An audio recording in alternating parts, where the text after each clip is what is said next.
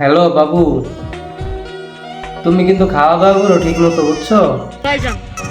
হ্যাঁ, আর খাওয়ার পরে কিন্তু অবশ্যই পানি খাইবা। আর পানি কিন্তু আস্তে আস্তে খাইবা, ধীরে সুস্থে, একটু একটু করে পানি খাইবা, ঠিক আছে? আচ্ছা, ঠিক আছে।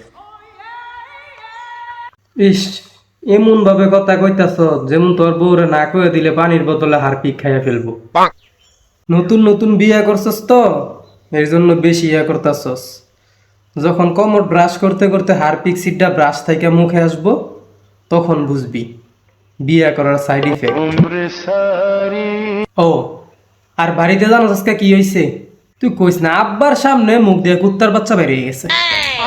ইস, কি একটা কাজ হইলো কত। আচ্ছা, কুত্তার বাচ্চা মুখের ভিতরে ঢুকলো কেমনে? कंट्रोल कंट्रोल और अगर तुम लोग नए हो तो सब्सक्राइब करो।